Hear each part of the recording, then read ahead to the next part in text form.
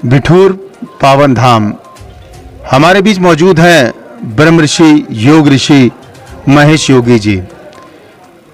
कानपुर आगमन और सनातन धर्म की रक्षा तथा एक कलश की प्रारब्ध यात्रा कानपुर तक पहुंची है और किस उद्देश्य से महाराज जी कानपुर पधारे हैं, आइए हम उनसे जानते हैं।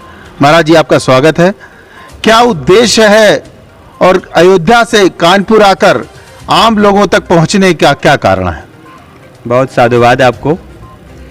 भगवान श्री राम की जन्मभूमि अयोध्या से हम सभी की कलश यात्रा आरंभ हुई है और परिकल्पना ये है कि भारत ऋषियों की भूमि है, संतों की भूमि है और भारत में जब जब सनातन धर्म चरम पंक्ति पर रहा है तो हमारे ऋषियों ने ही भारत को विश्वगुरु बना दिया और भारत को सोने की चिड़िया बना दी।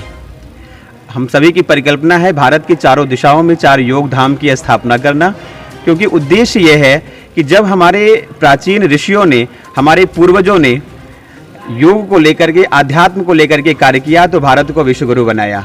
आज उसकी चरम परिणति पर हम सभी को आवश्यकता है। हनुमान जी महाराज के चरणस्थली से, अयोध्या धाम से हम सभी की ये यात्रा आरंभ हुई।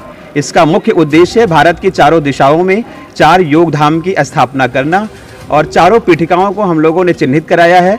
पश्चिम भारत गुजरात में रुद्रधाम की स्थापना, उत्तरी भारत जम्मू कश्मीर में हनुमत धाम और दक्षिणी भारत केरला में रामेश धाम, पूर्वी भारत मेघालय में पिगाक्ष धाम की स्थापना होनी है और अयोध्या को केंद्र बिंदु के रूप में ब्रह्मर्षि वशिष्ठ योग की स्थापना। इन चारों धामों में और इसकी मुख्य पीठिकाओं में भारत के 4 धाम, 12 ज्योतिर्लिंग, 52 शक्तिपीठ की भूमि से उनकी विग्रह का पूजन करा करके हम सभी लेकर के आ रहे हैं। भारत के जितने प्रणेता ऋषि हैं जिन्होंने वसुंधरा का उन्नयन किया है, उन सभी की भूमि से मिट्टी का पूजन करा करके उनकी विग्रह के साथ हम लोग लेकर के अयोध्या पदार्पण में हम सभी का हो रहा है।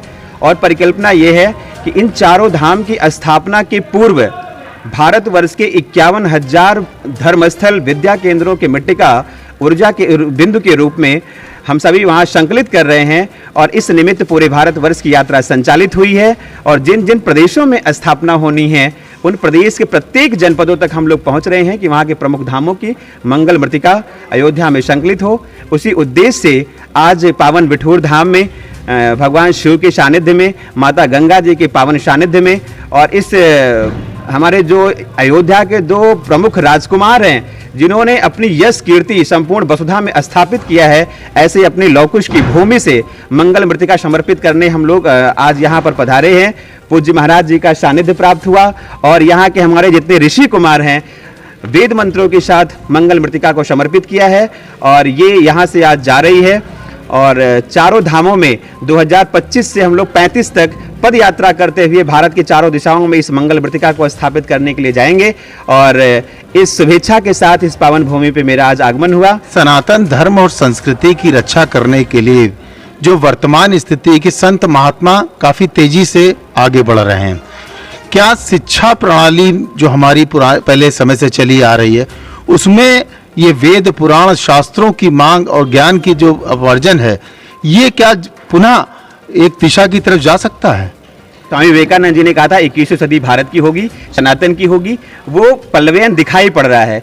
इसलिए अभी तो देखिए मेरी एक यात्रा जो आरंभ हुई है विशेष करके शिक्षा को लेकर के ही है। मेरी परिकल्पना है कि शिक्षाएं हमारे यहाँ 2 प्रकार से संचालित होती हैं।